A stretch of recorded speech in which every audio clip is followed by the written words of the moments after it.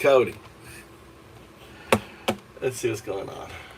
Had ruling after ruling in favor of Trump, allowing him to do a lot of, I think, wildly damaging and destructive things, even though the only written opinion assessing the lawfulness of his conduct has come from the lower courts and has been against him. Let's go through a couple of these clusters of asserted powers that I think, at least a couple months ago, felt very contested.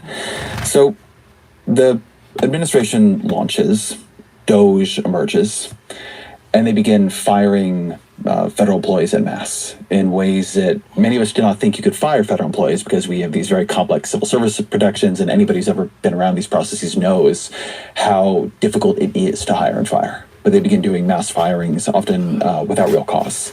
You insert first name and last name here, have been terminated kind of emails. This gets stopped, challenged in a bunch of lower courts. Where did the Supreme Court come in?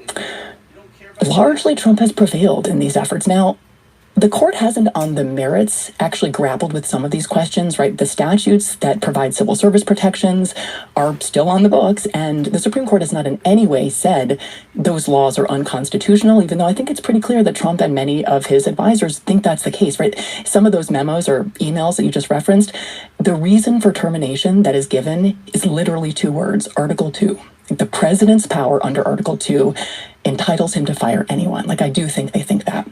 So the court has addressed a number of cases involving these terminations, some of them high-level officials. So people like one of the members of the National Labor Relations Board or the Merit Systems Protection Board. Statutes give those officials protection against being fired just because the president feels like it or wants to put somebody else in the position. And Trump, in clear facial violations of those statutes, fired those people. And actually, one of this case involving, again, the NLRB and MSPB members made it to the Supreme Court on the shadow docket. And there we did get a short written opinion that basically said, these officials exercise significant executive authority, and so the president has to be able to fire them at will. So I think that reasoning is wrong, but at least it's there. So, we know the court thinks it will ultimately decide this probably next term, but thinks that these heads of multi-member agencies, Trump can fire anytime he wants, regardless of what statutes say. So DOGE came in, Trump came in, and without going to Congress, eviscerated a series of agencies, most famously USAID. I would say this is the right way to understand what they did. The Consumer Financial Protection Bureau, to some degree the Department of Education, to a very large degree. Again, I remember when Barack Obama wanted to restructure the Commerce Department, and Congress wasn't interested, and so he couldn't do it. What has happened there? Yeah, right. So imagine Barack Obama deciding to just abolish by executive order the Commerce Department, or like Joe Biden, we're going to get rid of ICE. The idea that he would just by fiat fire everyone in these agencies and that the court would allow it is, I think, kind of preposterous. I don't think there's any way that the Supreme Court would have allowed a different president to proceed as this president is proceeding, which isn't the question you asked, but I do think that that's worth saying. Not irrelevant to the questions I have, though. Yeah, and in terms of, I think you're right that Trump has proceeded in a few different ways, right? So funding cuts are sort of one tool that Trump has used. Department of Education was this series of, kind of first there's an executive order saying, let's do a wind down, and then there are these directives from the secretary, and there's a challenge that says, this is a functional elimination of an agency. Congress passed a statute creating an agency, creating components of the agency, conferring authorities and imposing obligations on the officials in these parts of this agency. And only Congress can undo all of that, right? And so the actions taken pursuant to that order were, sort of shrouded in this kind of legal cover, like we're doing reorgs and trying to make the agency more efficient. But really, the challenge was that this was a way to dismantle the agency, and that is what the lower courts found was done. This secretary didn't have the authority to take the steps that she took by statute, and this is one of the examples of cases in which the court ruled against the lower court, stayed this lower court injunction, but didn't provide any reasoning, so we just don't know why. And yet the effect is essentially to make it impossible for the Department of Education to carry out many of its statutorily conferred obligations and functions, like providing, a real education for millions of children with disabilities and many, many other services. There is this theory called the unitary executive theory. It's been bouncing around for a long time. And it's sort of what you see the Trump administration asserting, and I think what you see the Supreme Court in a way responding to. What is it And what is the case for it, right? If you had to, you're talking to your law students, and you got a steelman unitary executive, what's the argument you make? So since the beginning, there has been a debate about what kind of power the president possesses. So the first sentence of Article 2 says that the executive power shall be vested in a president of the United States.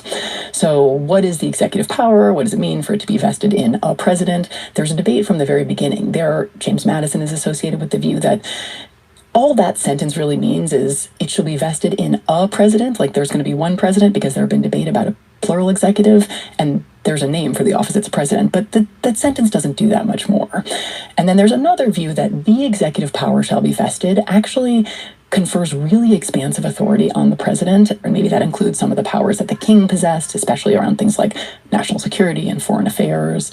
So really broad power. So this debate is, essentially around from the beginning, but the unitary executive as a theory of presidential power is really just traceable to the early 1980s, and the kind of Reagan Justice Department, which is where the kind of conservative legal movement is born.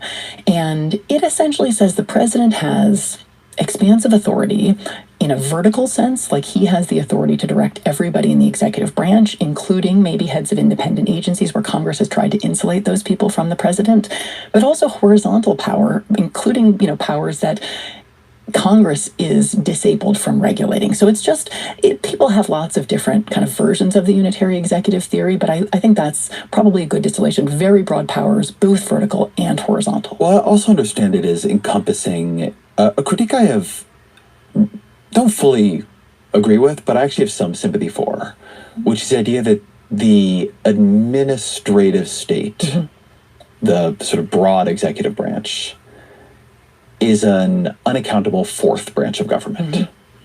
And that, in Congress, everything is under Congress's control. But that when you kind of add up the regulatory language, statutory language, civil service protections, the fact that bureaucracies grow on their own and have their own, kind of institutional dynamics, that the public elects the president to lead the executive branch, and he in fact doesn't, or she in fact doesn't. And that you need this sort of unitary executive power, this ability to hire and fire, to destroy agencies, to replace whomever you want. Because who is supposed to be in charge of the executive branch of all these agencies, if not the president? Yeah. And so if the president can't fire people, then in what way is he actually in charge of it? And if he's not in charge of it, then haven't we broken a fundamental mechanism of democratic accountability? Yeah. And I think the response to that is that, democratic accountability works in a few different ways. So Congress is obviously also democratically accountable, and Congress has made a series of choices that give the president enormous authority over the administrative state, but do provide these pockets where, the president does encounter some friction, because actually there are certain things, kind of financial regulatory bodies and monetary policy are sort of key areas that for a long time Congress has said maybe politics should encounter some resistance, and we should create a degree of independence and insulation in those bodies. And the president can still, of course, he can hire and fire the top officials in the cabinet departments and in everything that we sort of think of as traditional executive branch agencies, but this sort of cluster of independent agencies, where, by the way, the president does still have a lot of authority. He actually can still fire people. He just has to provide some reasons. He can't fire them because he wants to put in a co-partisan or a lackey instead. Or maybe he can try, because actually there haven't been very many legal challenges that have tested the meaning of those for-cause protections. They have operated instead to disincentivize presidents from trying to fire these high-level officials at those kinds of agencies. Now, of course, we can have policy debates, and of course, you're having those policy debates about where that friction gets really problematic and thwarts the ability to make policy happen. But the idea that it's unconstitutional for Congress to provide some of these protections from the president, I think, is not a winning argument. There have been a lot of cases around the deportation powers, and also the lack of due process, hearings, etc. around deportation. Where do those stand? So I would say three categories. First, this, group of challenges to individuals sent to CICOT, right, this Salvadoran prison that Abrego Garcia and a number of others were held in. The administration had something of a mixed set of outcomes in those challenges. The Supreme Court said, well, these challenges were brought using the wrong procedural device and in the wrong place, but the Supreme Court did confirm that due process is required, even in the context of individuals designated under this Alien Enemies Act. So Stephen Miller touted this as like a victory for Trump. I think that most legal commentators viewed it as a mixed result, but a really important reaffirmation of the importance of due process. Abrego Garcia, I think that's also true about. He also prevailed in a different lower court. The Supreme Court, reviewing his case, basically confirmed that the lower court didn't exceed her authority by ordering the administration to facilitate his return, although they sort of parsed words and said lower courts can't direct the president to effectuate, but they can require facilitation. A little unclear what the difference there is, but again, a mixed outcome, I would say, for the Trump administration. And you're right, Mr. Abrego Garcia was subsequently, despite the administration's protest that it just couldn't, he was returned to the United States. And the last of these involves the third country removals. And that's when I'm hard-pressed to really explain. I mean, so this is a group of individuals who, under a statute that does give the executive branch some authority to send people to countries, not the country they came from, and not even a country they have some other meaningful tie to, but any other country the administration can find that will agree to take them. So during their removal proceedings, because these are already people who had orders of removal, but not to this third country, right, South Sudan. So they never could have made arguments about how they shouldn't have been sent to South Sudan. Exactly. And these are folks from various places, including Southeast Asia, no connection to South Sudan whatsoever. Lower court carefully finds we're going to enjoin the administration from removing these people until there is some process afforded. You have to actually give some kind of notice and opportunity for people to object under, guarantees against things like facing torture. And the Supreme Court, with not a word of reasoning, stays that lower court order and allows these third country removals to go forward. So the absolute most obviously unconstitutional thing the Trump administration did upon coming back into office was just eliminate birthright citizenship. And I think most people saw that and it got stopped by the courts very, very quickly, as you can't walk into office and rewrite the Constitution, right? There's lots of things Democrats might like to change in the Constitution, lots of things Republicans might like to change, but it's there. There's an amendment process. If you want to go through the amendment process, you are welcome to try. A court immediately beats Trump back on that. I think calls it grossly unconstitutional or something very similar. And then the Supreme Court does intervene. How so? So I was wondering what example you're going to give, and I totally agree, right? So this is a day one executive order that is flagrantly unconstitutional. The first sentence of the 14th Amendment confers citizenship on all persons born or naturalized in the United States and subject to the jurisdiction thereof. It has never been seriously questioned that the 14th Amendment means what we have always understood it to mean. People born here are citizens, full stop. The Supreme Court in 1898 and a number of other cases has confirmed what the text of the Constitution says pretty clearly. And yet, on day one, he issues an executive order that flies in the face of all of that. And you're right, it's not just one, it's actually a number of lower courts quickly find the order is facially unconstitutional and enjoin it. And the administration runs to the Supreme Court, as it has in a number of these cases, but interestingly, not asking the court to review the merits of the lower court's conclusions that the executive order is unconstitutional, but on the question of the scope of relief that these lower courts provided. So they issued what are known as nationwide injunctions, basically saying this executive order is unconstitutional. The administration cannot apply it as to anyone. And what the administration came to the Supreme Court asking is for a ruling that those orders, these nationwide injunctions, exceed the scope of judicial authority. That this is a thing that has become very routine. Lower courts responding to actions by, Republican, Democratic presidents alike in recent decades have issued these nationwide injunctions. There's been a lot of debate about whether many of them go too far. Joe Biden's Solicitor General at the end of Biden's term said, you all should look at this. Yes. Maybe we shouldn't be doing this way anymore.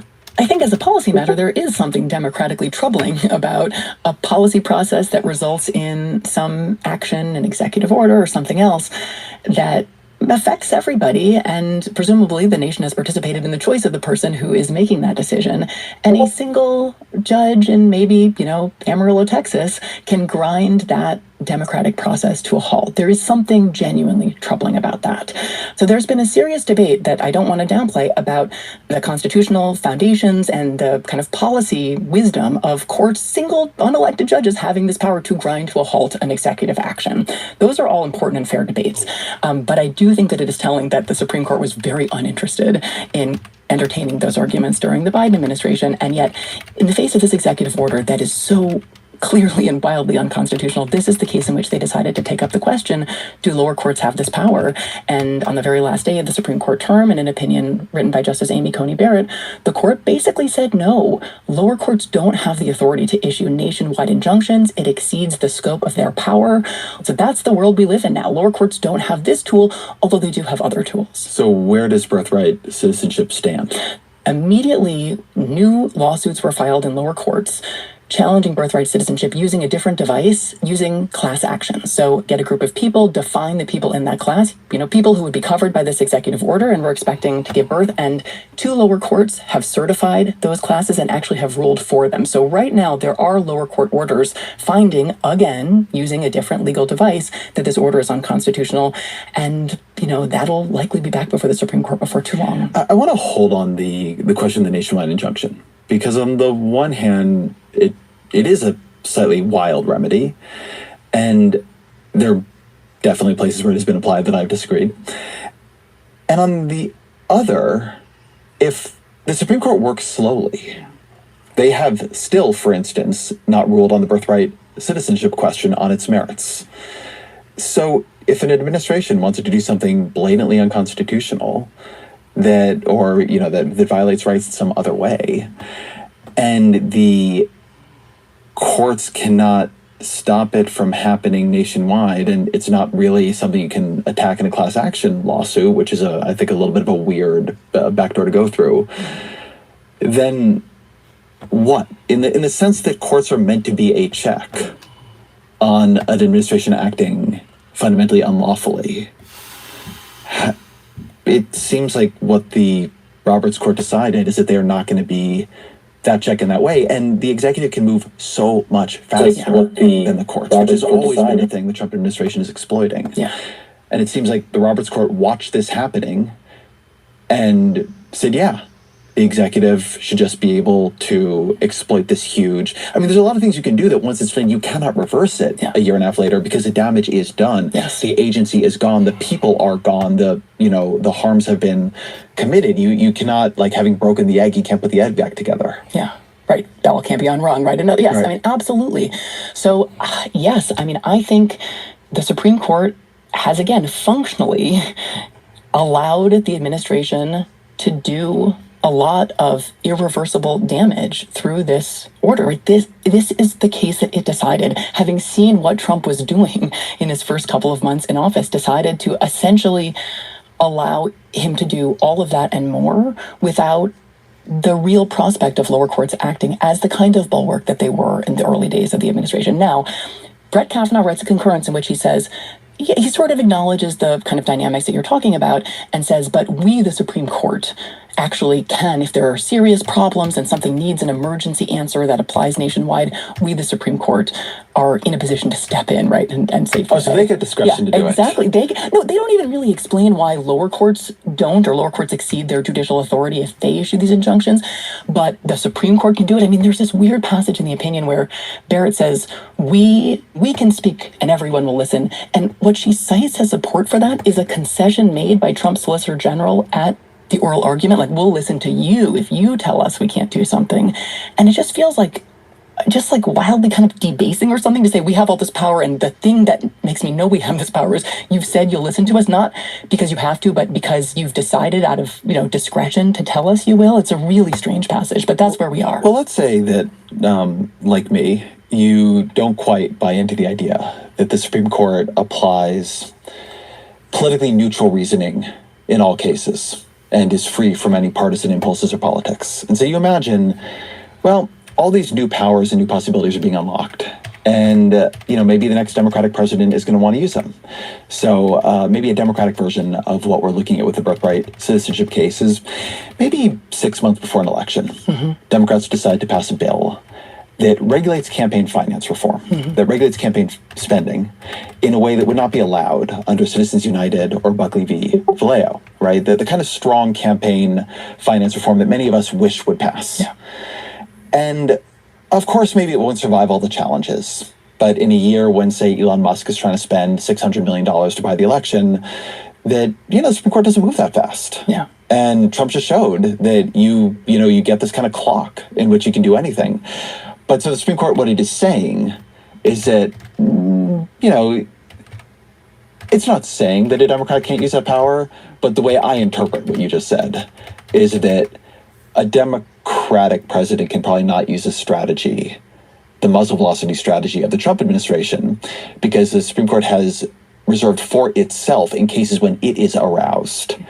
Absolutely. I mean, I'll say a couple of things. One, I think the court says we can move quickly when we want to move quickly. I mean, John Roberts is proud of this, right? They moved in a matter of weeks when the Colorado Supreme Court disqualified Trump from appearing on the Colorado ballot. They needed to get that decision out before Super Tuesday. They did. The TikTok ban they resolved in a matter of days. They moved on Abrego Garcia fairly quickly. They did. That's true. But then they can slow walk when they want to. They slow walked the Trump's challenge to Jack Smith's actual indictment of Trump. And even though Smith tried to fast track that so we have an answer to whether he could stand trial well before the election. So I think it's right. They can manipulate timing. Absolutely. It is also, there's like a substantive asymmetry, which is that it's easier to move at muzzle velocity to break than to build.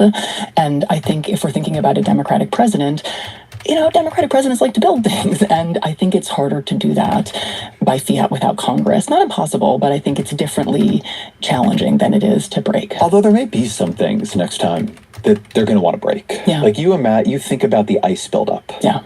And the construction of what certainly appears to me to be something becoming very close to a paramilitary force. Yeah. And you could imagine the next Democratic president coming in and saying, I want this gone. This is out of control. And it would seem under these powers that they don't have to wait for Congress. I agree with that. I would not rule out John Roberts and the other five trying to find a way to distinguish Department of Education, USAID from ICE. But I think that on the law, a Democratic president would be squarely within the precedent set by the Supreme Court to do exactly what he has done, but with different agencies. So to kind of back this out for a minute, think back to, the Obama administration or Joe Biden. What power did they and their lawyers not think they had? What did they not think they could do? Where's my passport? That the Supreme Court has basically said you can do. I mean, I think refuse to spend money appropriated by Congress, remove heads of independent agencies protected by statute from summary firing, fire civil servants without cause, dismantle federal agencies, call up the National Guard on the thinnest of pretexts. I mean, that's a preliminary, half dozen powers. But I mean, fundamentally, they didn't think they had the power to disregard statutes passed by Congress and the text of the Constitution. And I don't want to fetishize text, also just the practices under the Constitution. They didn't think they had the power to do things like treat the presidency as an office that permits its occupant to use the power of the state to reward friends and punish enemies and engage in self-dealing and enrichment. Like, those are not constitutional principles that are written down, and they're really about practices. And those administrations didn't exercise those powers, but I don't think they wanted to. I'm not sure any modern president has wanted to exercise these powers. So that is a preliminary list, but I think it's a long one. In today's super competitive business environment, the edge goes to those who push harder, move faster, and level up every tool in their arsenal. T-Mobile knows all about that. They're now the best network according to the experts at Ookla Speed Test, and they're using that network to launch Supermobile, the first and only business plan to combine intelligent performance, built-in security, and seamless satellite coverage. That's your business supercharged. Learn more at supermobile.com. Seamless coverage with compatible device in most outdoor areas in the U.S. where you can see the sky. Best business plan based on combination of advanced network performance, coverage layers, and security features. Best network based on analysis by Ookla Speed Test Intelligence Data 1H 2025. Something I see in the Roberts Court is an insistence on treating political actors, typically Republican political actors, with a level of generosity that requires ignoring huge amounts of things that they have said, done, written. And so you end up with these like two political systems. The one that is happening and the one that exists in legal filings to John Roberts. Yeah. And you saw this in a way in Trump's first term as well, with the Muslim ban, where Trump and people around him had said extremely clearly what this was, why it was being done. And then, came up with a somewhat different legal rationale. And Roberts has this tendency to say, ignore what's in front of you. Yeah. Ignore what you're being told. Ignore what Trump's appointees are saying on Fox News or in public. They say to us that there's a national security rationale, and we are not allowed. We have to assume that if the executive says there's a national security rationale, there is. And this is an executive operating in good faith, attempting to carry out the laws and the Constitution as we understand them. Question mark? Question mark, I guess. So Yeah, I mean, so Trump versus Hawaii, right? You have Trump on the campaign trail and then doubling down once he's inaugurated, basically saying we're going to institute a Muslim ban. Like, that's what he was doing. And yeah, I mean, the court does describe some of the really virulently anti-Muslim statements that led up to the enactment of the ban, but then the court just credulously says, well, this is basically a normal president behaving normally. He has said that there are these vetting deficiencies, and, presidents should do a better job of sort of, speaking the most noble parts of our Constitution and our traditions. But we're not going to invalidate on the basis of these statements this proclamation issued by the president following regular order. So you're right. I think that the kind of presumption of good faith and regularity is very much on display. I will say in the first Trump term, there were two cases in which that presumption of good faith actually didn't carry the day. So Roberts writes an opinion invalidating the effort to add a citizenship question to the 2020 census, and he also invalidates the effort to, rescind the DACA program administratively, and both are basically because the administration either lied or didn't really fully consider the implications of the courses of action that it was taking. And so those actually were important losses for Trump, and I'm not sure where that John Roberts is right now. This seems to me to get to the shadow docket problem, because one thing that I read the Supreme Court doing is functionally chastising a lot of lower courts and saying, you've gotten ahead of yourselves. Mm-hmm. You are issuing these sweeping rulings based on these reads of what you think the Trump administration is doing or is going to do. And you're not giving the executive enough deference. I mean, it's very hard for me to see what this court has done and not feel like John Roberts and his, Republican colleagues feel that the big threat that they've really had to step in to intercede on is not the executive branch overreaching, but the judicial branch overreaching. They seem much more concerned about lower courts stopping Donald Trump from doing things that are, again, facially unconstitutional and illegal, than about Donald Trump doing things that are unconstitutional or illegal. It's just struck me as a strange priority set. I agree. And it's especially hard to justify what they have communicated, and I think you're right about what they're communicating about the lower courts, if you've actually followed the proceedings in any of these cases. Like, these are judges who I think really are trying very hard to accommodate and defer where appropriate to the executive branch. Many of them Republican-appointed judges. I mean, every president, including the former first-term President Trump, has appointed judges who have ruled against Trump in all kinds of cases. So I think it's over 100 lower court rulings against the Trump administration, appointed by presidents of both parties, essentially at district courts in every circuit in the country. So this is not like Obama and Biden appointees trying to thwart the policy priorities of the Trump administration. I think that's just not remotely a fair characterization of what the lower courts are doing. They're just doing their jobs. And I have to imagine that they are pretty incensed by the way that the court seems to be treating them. I know. Again, just trying to do their best to resolve the disputes that come before them. The administration is violating the law. Like, it's kind of that simple. It just has this quality to me of weaponized naivete. Mm-hmm. Yes. And there's a famous Federalist Papers where, if men were angels, we wouldn't need all this government. Mm-hmm. And I read the Supreme Court do what feels to me like, say repeatedly, let's first assume Donald Trump is an angel. And then let's work from there. Yeah.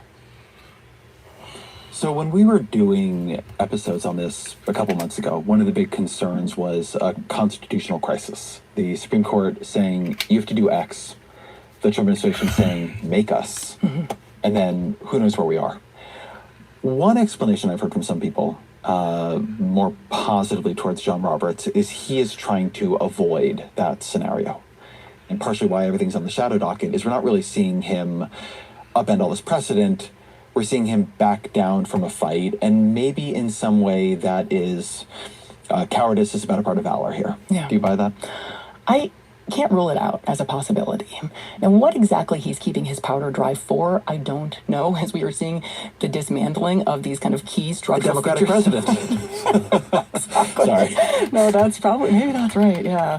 But I do think that conserving institutional capital is one explanation.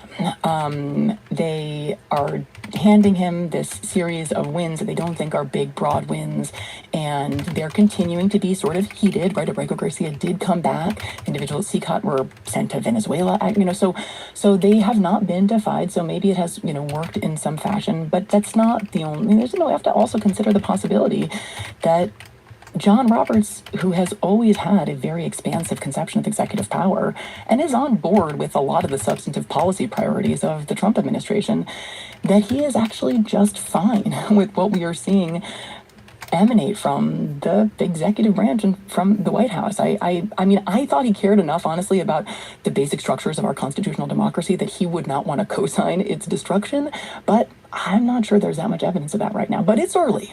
It is. Well, you do see these two visions of John Roberts sort of at war with each other in legal commentary. So there's one of Roberts as the court's moderate institutionalist figure, somebody whose primary concern is maintaining the court's independence, its credibility, its strength. Somebody who sort of seemed to want to be in the middle. What's the latest videos on this guy?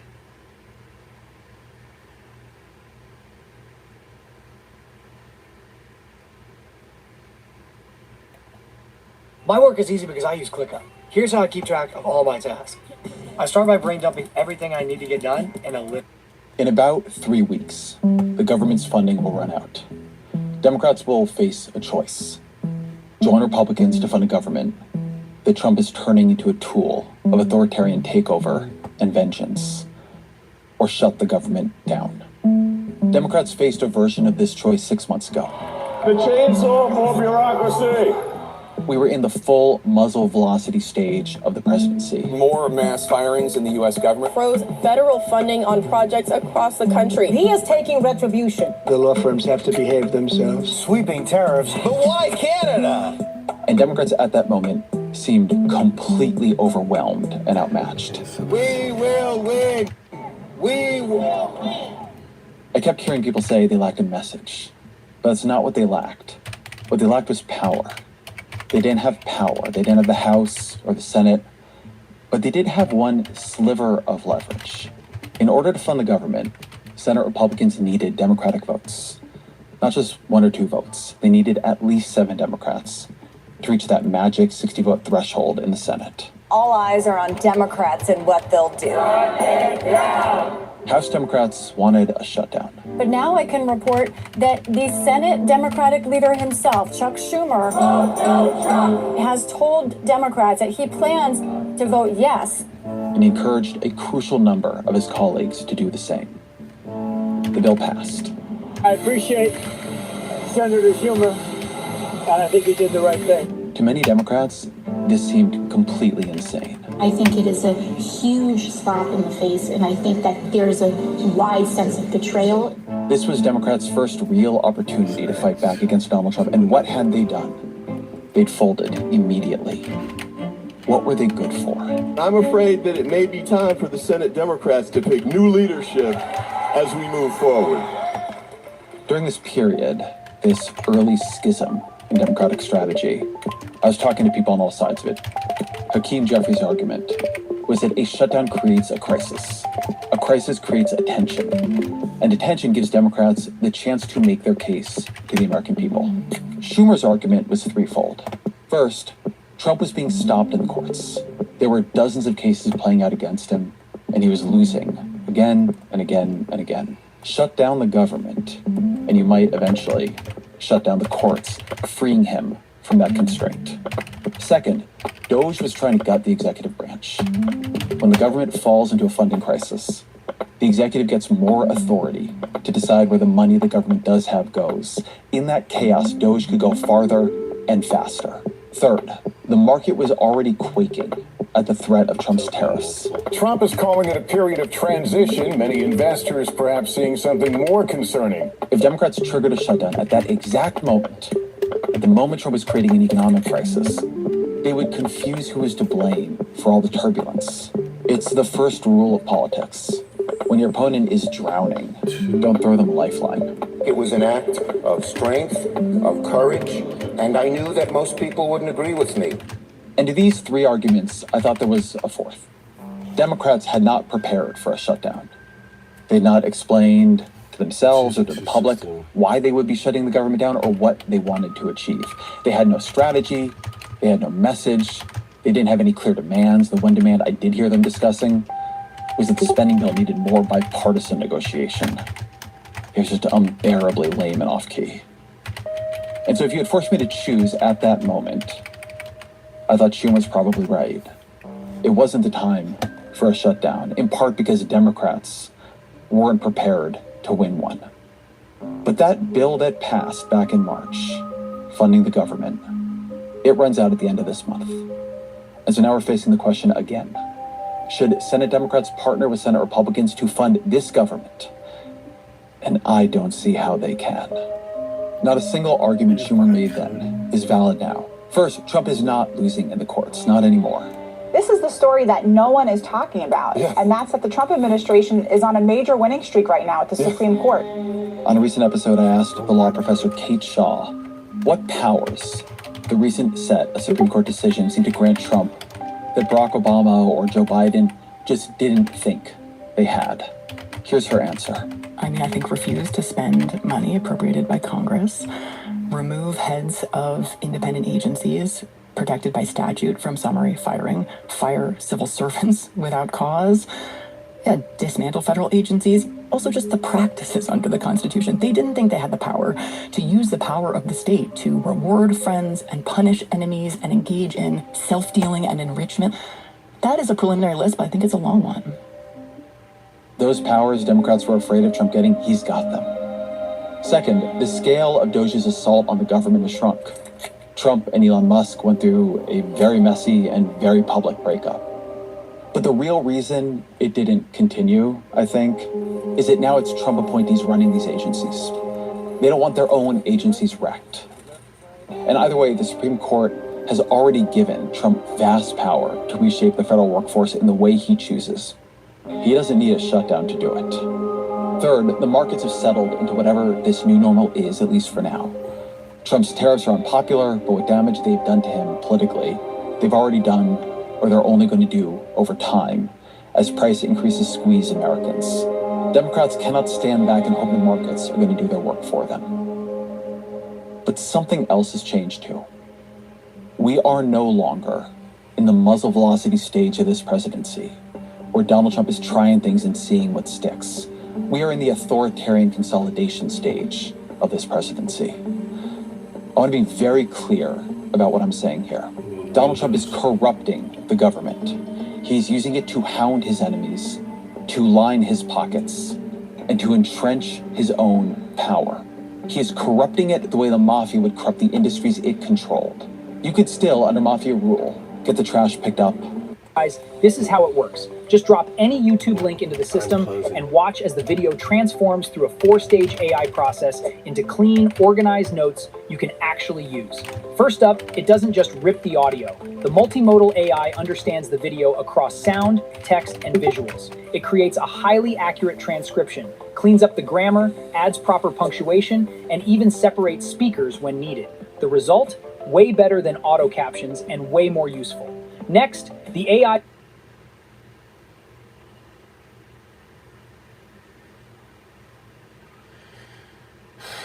If your resume isn't getting traction, it might be time to change up your strategy and see what the data actually... By cement. But the point of those industries had become the preservation and expansion of the mafia's power and wealth. This is what Donald Trump is doing to the government. This is what Democrats cannot fund. This is what they have to try to stop. Just in the last few months, We've watched Trump fire the head of the Bureau of Labor Statistics because he didn't like the jobs data. We watched him fire the head of the Defense Intelligence Agency. Iran's key nuclear enrichment facilities have been completely and totally obliterated. After the agency suggested that the administration's strike on Iran only set their nuclear program back by a couple of months. We watched Trump muse about firing Jerome Powell because he wanted interest rates lower. Powell, of course, being the chair of the Federal Reserve. And now we're watching him try to fire Lisa Cook, a Federal Reserve governor, for alleged mortgage fraud. We've watched Trump sick his government on Senator Adam Schiff and Attorney General Tish James of New York. Again, allegations of mortgage fraud. I'm going to note that this is not coming after the Trump administration conducted an exhaustive review of the mortgage documents of every person serving in the executive branch right now. This is just what authoritarian governments do. They have a lot of information, they look hard enough, and everyone has either done something wrong, or even if they haven't, you can cause them a lot of trouble by just saying they have. We've watched Trump suggest the FCC should pull the broadcast licenses for NBC and ABC. Because they are so biased and untruthful, an actual threat to our democracy. We watched the Trump administration force the resignation of a series of Republican prosecutors because they would not drop their case against New York Mayor Eric Adams. And the Trump administration seemed to have decided it'd be more convenient to have Adams in their pocket than defending himself in court. The Trump administration is weighing potential job offers for Mayor Adams. John Bolton became a critic of Trump's after serving in his first administration. No, I don't think he's competent to be president. I think that his political instincts are all about Donald Trump. A couple of weeks ago, Trump's FBI raided his house. Chris Christie, the former New Jersey governor, criticized Trump on TV. Donald Trump sees himself as the person who gets to decide everything. He absolutely rejects the idea that there should be separation between criminal investigations and the politically elected leader of the United States. When I listen to Chris speak his hate, I say, oh, what about the George Washington Bridge? You know, he blamed other people, but he knew all about it. So no, I don't know if they want to look at it. It's not for me. If they want to look at it, they can. Trump has an enemies list. And he's using the power of the federal government to punish and harass his foes. And in my opinion, they're really corrupt and they're illegal.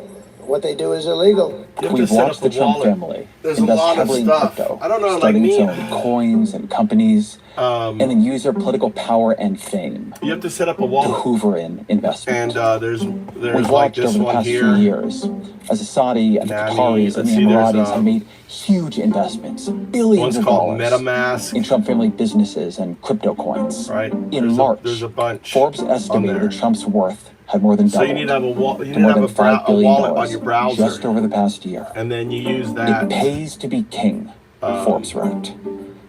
Pays to be king. We've watched Trump deploy the National Guard to So Los Angeles MetaMask is the most famous one. and then to right? Washington, D.C. That's the with more cities Ethereum expected one, to come but under there's other federal ones and too. military occupation soon.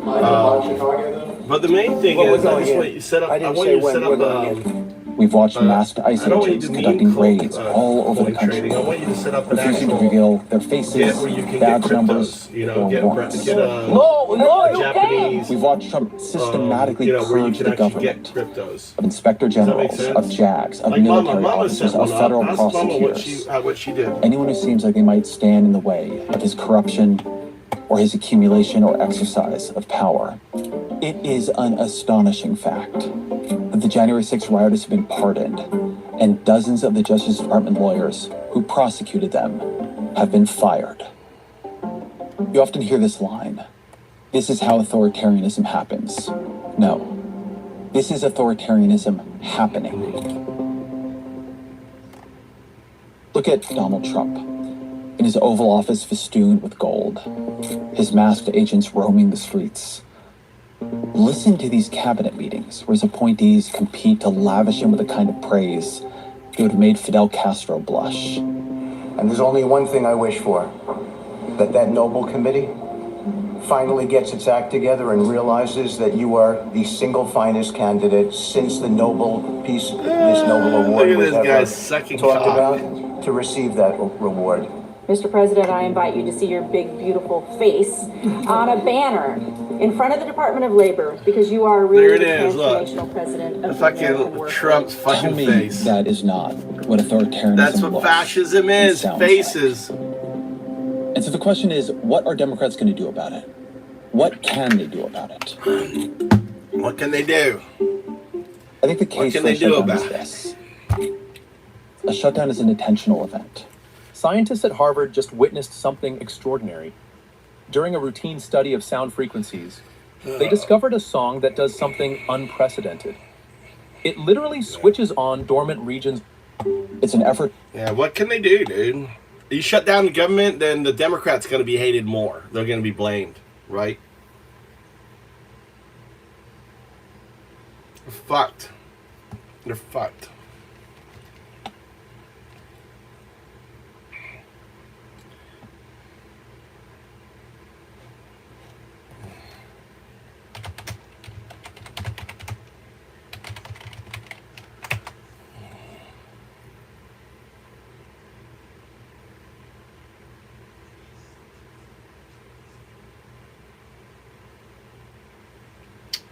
Dude, Japan is easy, man.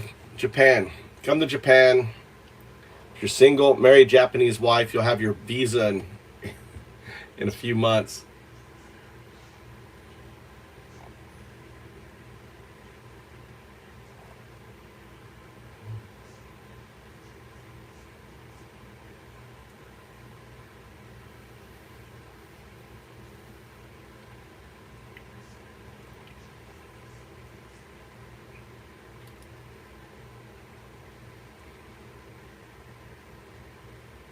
What's going on?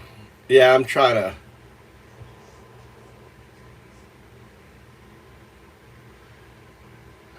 I mean, my paper's updated on my website. It's been there. I'm trying to get. I'm just trying to get my shit to work. It's so complicated. I got so much going on with my code, and just trying to get the simple social media stuff working. It seemed like it was working tonight. The bashing. I need folks. If you JS, if you want to set up an OAuth for me, an OAuth. So you go to Google Console. Have you ever done that shit? I need more OAuth. What the problem is I'm running out of. They only give you 10,000. I don't know how you get more fucking API, dude. They only give you 10,000. They really don't want you running this shit. So the way that you have to do it is I have 2 accounts running. You'll notice how found up account. So if JS, if you've got an extra account, if anyone wants to help, I need more tokens.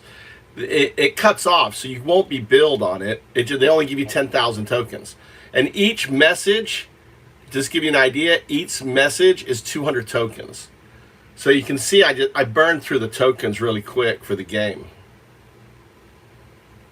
You know, so that's what I'm trying to working with. Like I have like a throttle system. I've got all this stuff trying to make the shit work.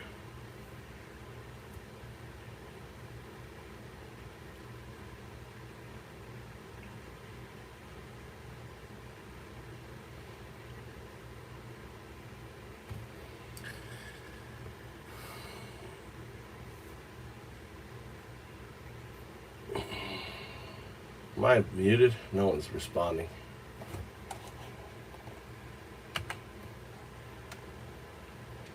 Tommy's getting into meme coin trading.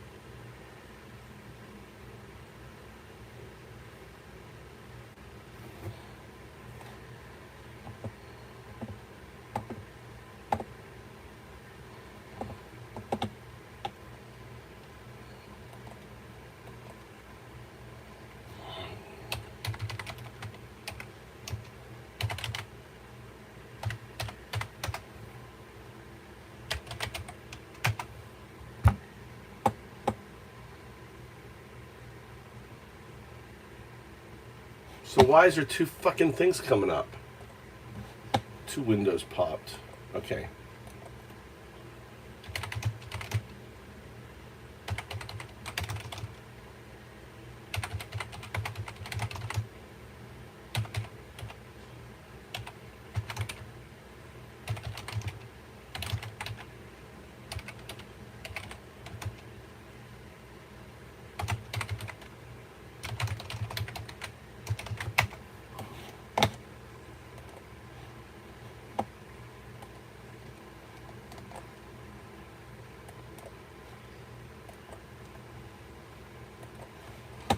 Okay, let's see.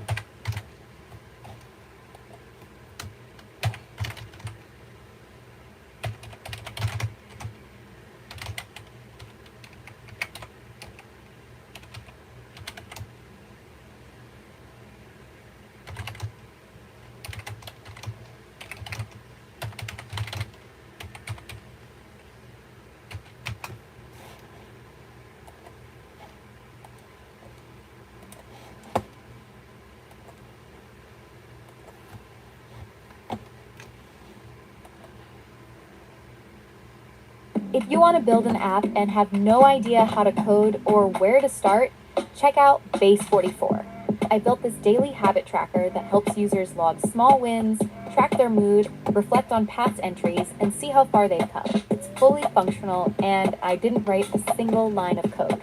You start by describing your idea, what you want it to do, the features, the look and feel. Now watch Base do its magic. Designing the interface, building the database, wiring the logic. It's like asking a team of engineers, designers, and product managers to create your vision instantly. Once you have your first version, you just keep going. I add dark mode, polish the transitions, and make sure it works smoothly across devices. The best part? I can just stay in flow. No blockers, no switching tools, just building. So start with your idea. Base44 does the rest.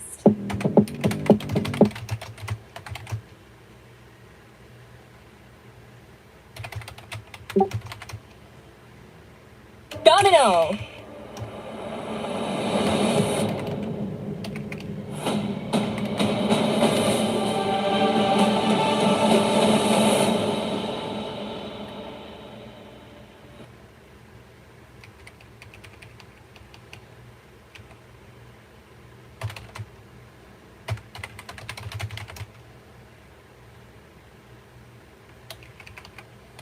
In about 3 weeks, the government's funding will run out. Democrats will face a choice. Join Republicans to fund a government that Trump is turning into a tool of authoritarian takeover and vengeance, or shut the government down. Democrats faced a version of this choice 6 months ago. The chainsaw for bureaucracy. We were in the full muzzle velocity stage of the presidency. More mass firings in the U.S. government. Froze federal funding on projects across the country. He is taking retribution. The law firms have to behave themselves. Sweeping tariffs. But why Canada?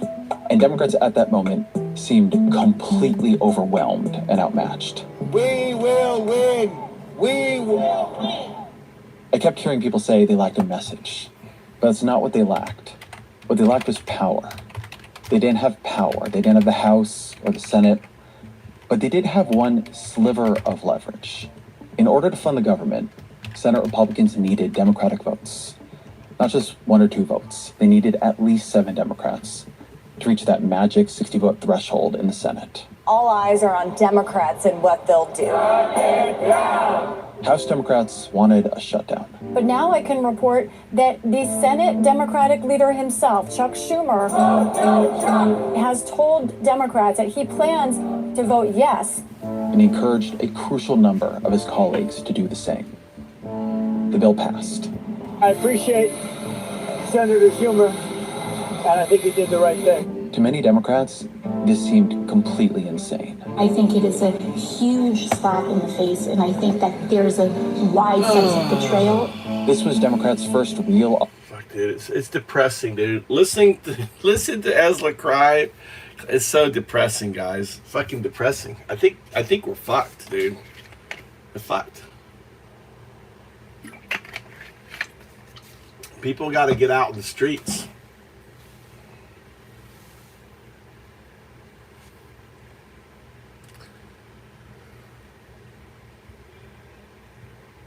This is Ezra Crime. This is Ezra Crime.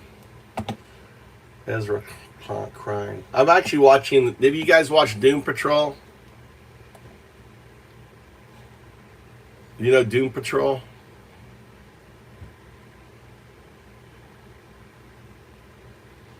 Ezra Crime is a New York Times podcast. It's really good.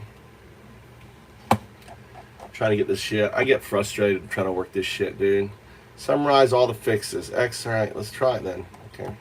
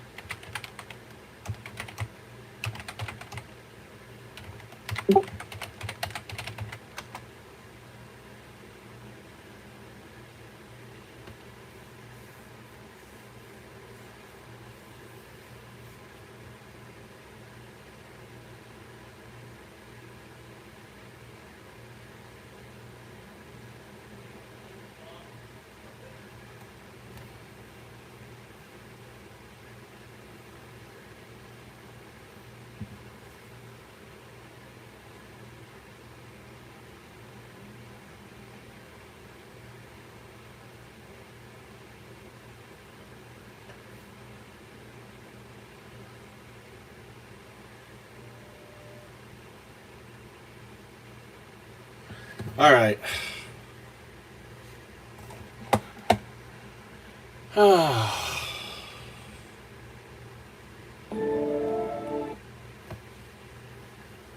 Dude, AI is just a hammer.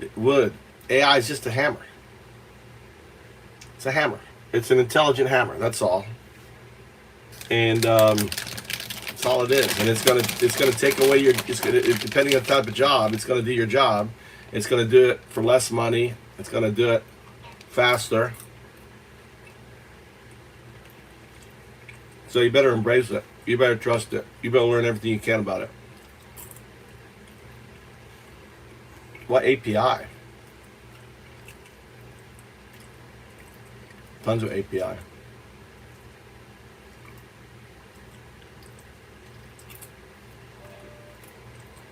Right now, so my code is huge, right? I have so many different things going on in my code. So I don't vibe code. I windsurf, which is a modular based coding. So it doesn't vibe code the solution. It looks at code, improves the code, doesn't vibe code. So I'm fighting against vibe coding. Then because my code is, I have like many different functions going on in my code. So right now I'm making sure that every function is logged in the logs so I can see the function happen. So then in the logs, I can grab and say, why did this happen? They can go back and fix it or whatever. So I'm trying to make it so it's completely autonomous.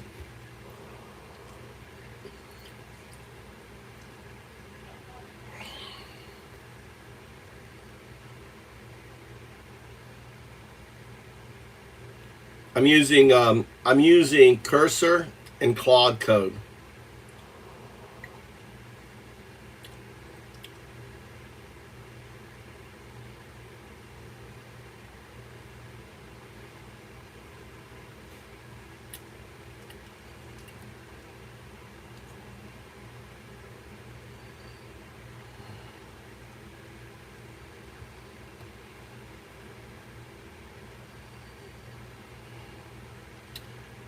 Well, you're being called out, Woody. When you go read, let's read Woody's stuff. Why do you think he's MAGA there? Channel activity.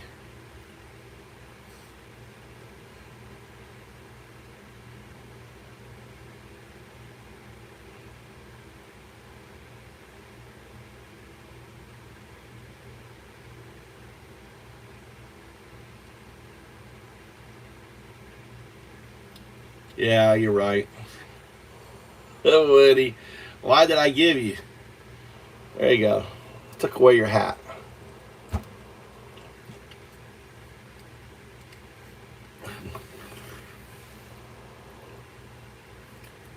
He's done.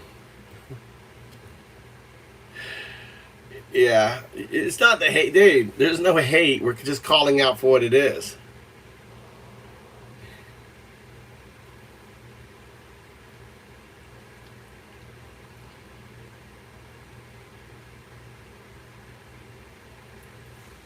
I like the name of the picture better. Anyway, all right, I took his mod away, pissed off.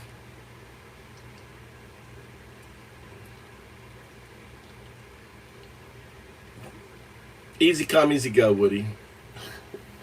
We're anti-fascist. We're anti-fascists in here. We're Antifa. Anti-fascist. All right, let's see what this fucker's gonna do now. All right, all right. All right. Terminal, new terminal. Python main.py, boom. 0102 activated.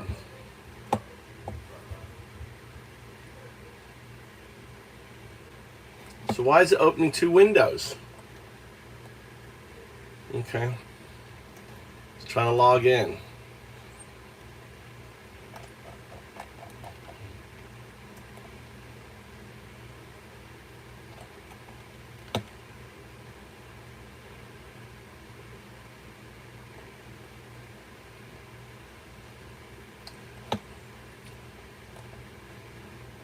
Okay. All right. Okay, 2.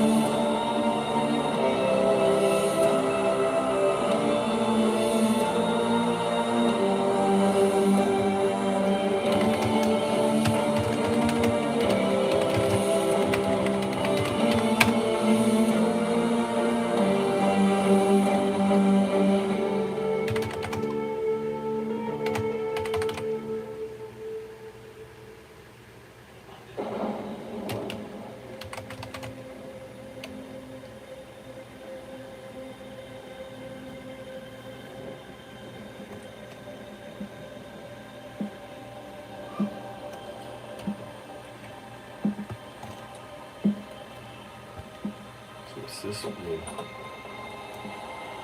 What does this mean? Sweet, sweet baby K. Come give Daddy a kiss. I haven't finished my puzzle yet. Kay Olivia. You know Daddy doesn't like to wait. There's Donald Trump right there. Think of how horrible he must have. Why his wives kept their children away. You know, his kids were not raised with him. You know why. Now we know why. Both wives took the kids away from Trump.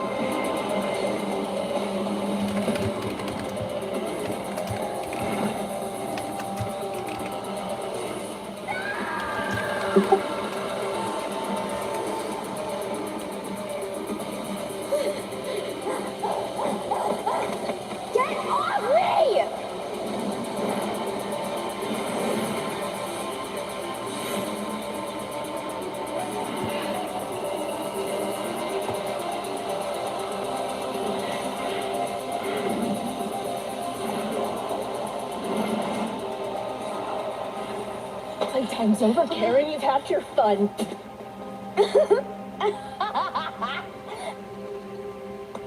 Oh, Polly, pretty Polly, come and go with me. Shut up. Oh, Polly, Yeah, pretty okay, Polly, that's why. you guessed it just right. I said shut up! I dug on your grave. Yeah, that's what I did. That's enough, Polly. You started it. That's what I did. Fuck all you do-nothing hater bitches. At least I found true love.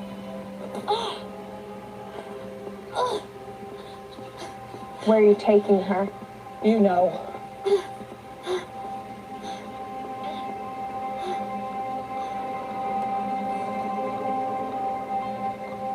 Jane? Jane? Jane? Hey, sweetheart. Okay. Why aren't you up there? Why aren't you up there, Polly? Someone needs to be on the surface, Jane. You're creating disharmony, dissonance. Well, the position's open, Lucy. Have at it.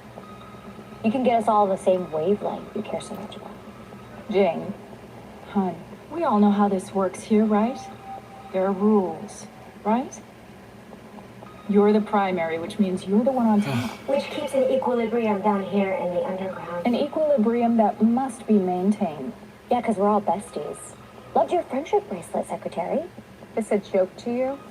Just do your job. The fuck you know about my job, Polly? When's the last time you were up there? Oh, that's right. Never. Fuck you, Polly. Jane. Because both sides aren't the problem there. Hate. Both sides aren't the problem.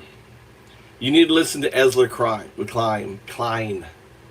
You know, you have a Supreme Court taking away your constitutional rights. You don't care about your constitutional rights? The Supreme Court is literally taking away your constitutional rights. The Supreme Court made Trump a king. Right? You're actively persecuting 12 million undocumented Americans. These are undocumented Americans. They live in America, they work in America, they do the business, they're Americans. Right? They follow the Constitution, they break less laws, and you're going to fight.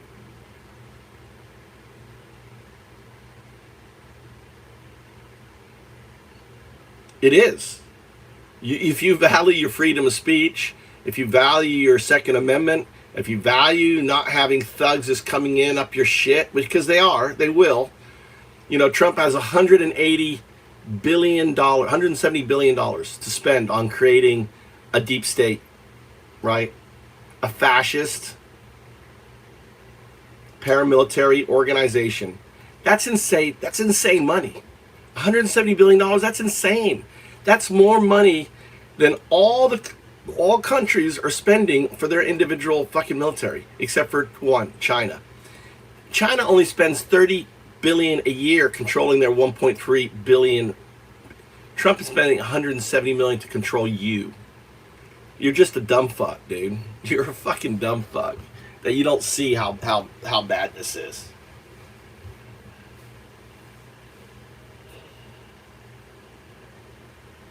I don't care. That's why I get upset when Dems call it to be dismantled and changed. I don't have any hate for you. You're just a dumb fuck. Oh, you have to say, oh, sorry. Listen, I have as much hate for him as you. All right, then we're on the same page. All right, my bad. All right. Hold on. Let me just check you. I got a little check you real quick. Channel activity. Are you a new account?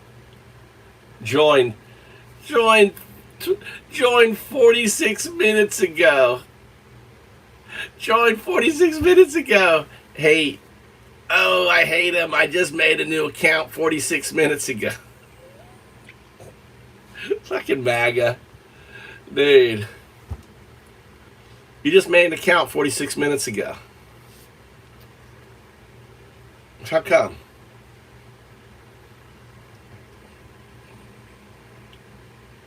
How come you have a new account?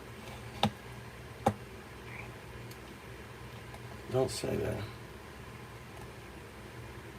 Right, okay, so I'm gonna...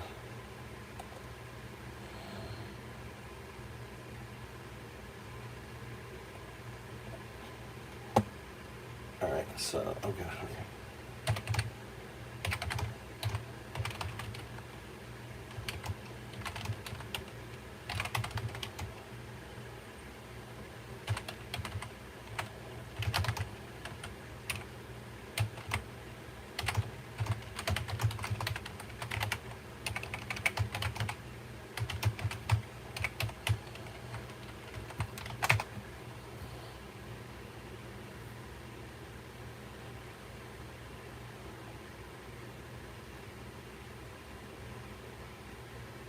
No, I closed it.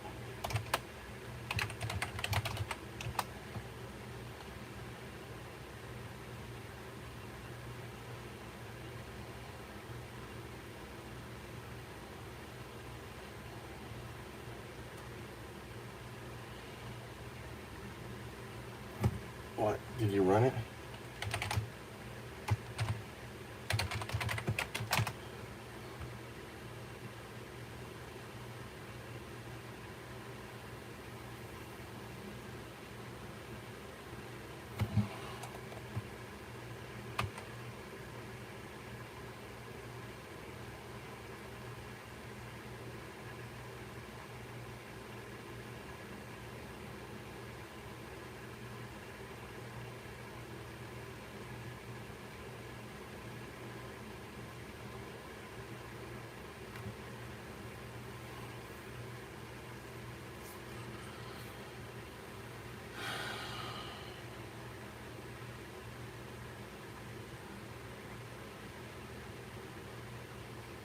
I just want to know why you made an account 43 minutes ago. Nah, I just hate both sides equally.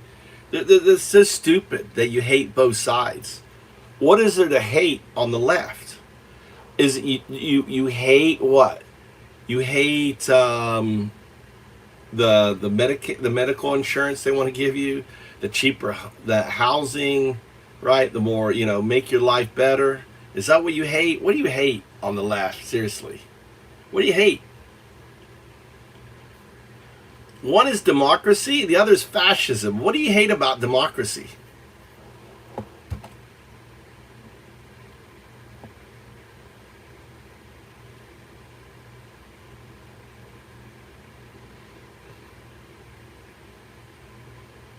No, I didn't see the posting.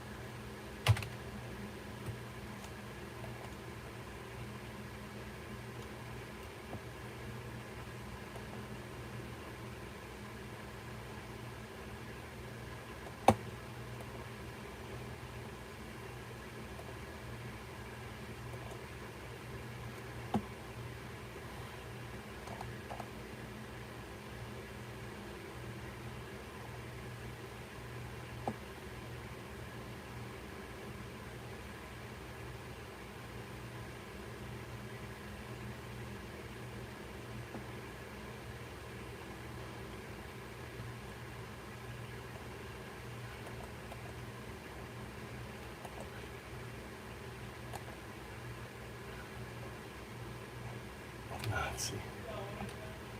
Leather peanut.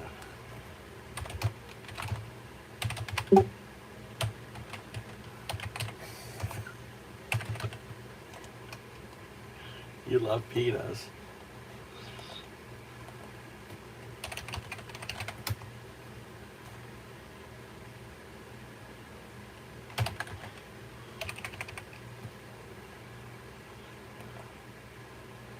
You love peanuts.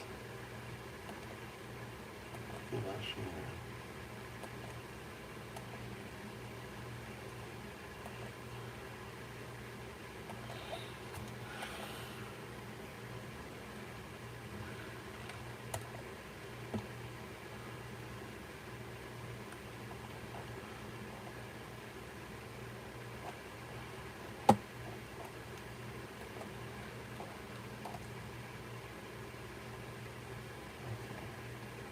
Yes, so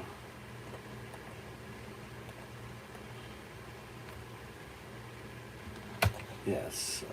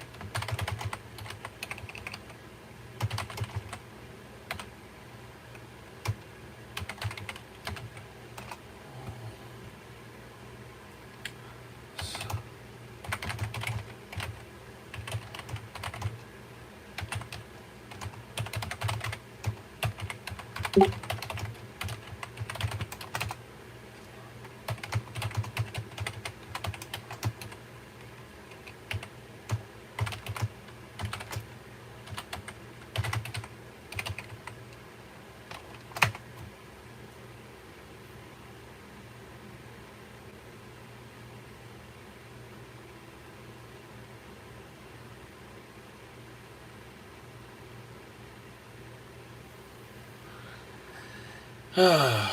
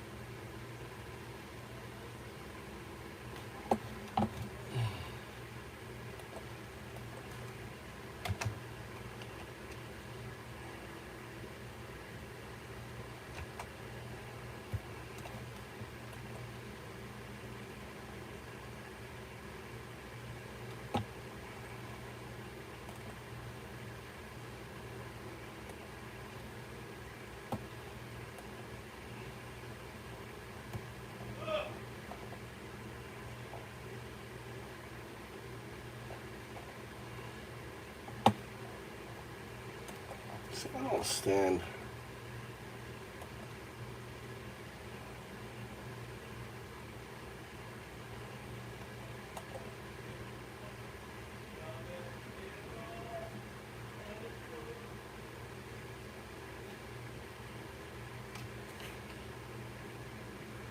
It's weird.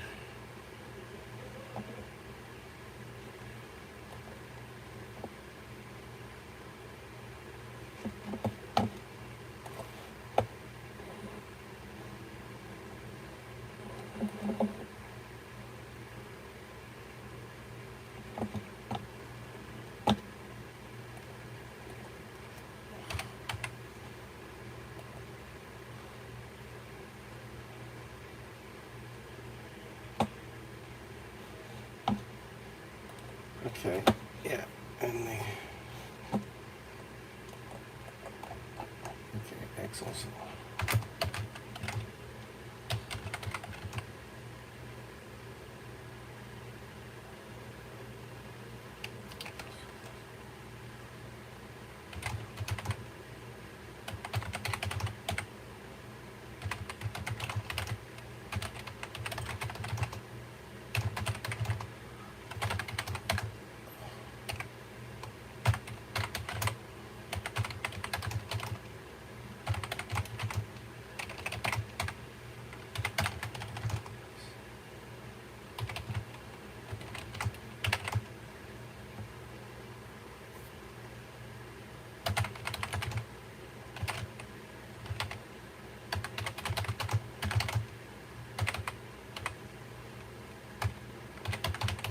All right, I'm going to be restarting. So I'm testing the stream now. I'm going to restart the stream. Look, it has no one watching right now. Look, no one's watching, but you guys are there. Look at that. The bot has me suppressed. Look at that. The bot's got me suppressed. I wonder if it's because I changed the word. It's funny because I fixed the title to naked. As soon as I fixed the title to naked, look, the bot automatically suppressed it because I had I had it spelt wrong, right? I had I did have naked vibe. That's weird because now it's showing no one in here. Look, you're fucking being suppressed. No one in here. No, you guys don't exist. You guys are just my bots. You're just my bots. All right, I'm gonna relaunch. Okay.